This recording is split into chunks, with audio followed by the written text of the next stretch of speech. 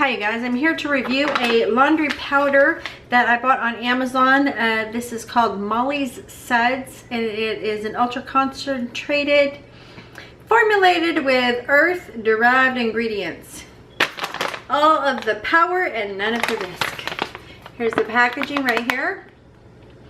I had typed in on Amazon vegan laundry soap, and this is what came up. This is their peppermint version, and it smells really nice. It has done a really excellent job of cleaning our clothes, and also having them to where not only are they clean, but the colors haven't been running either. So even with newer items, the colors have not been running. So it's done good with keeping that from happening so far.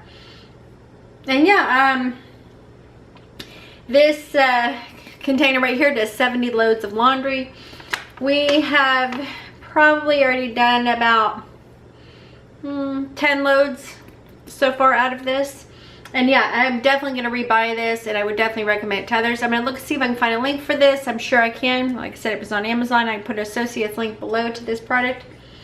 But yeah, they have definitely gained a customer with how well their product works, and the fact that it smells really nice is a huge perk also. So let me know if you use liquid or if you use powder laundry detergent in the comment section below.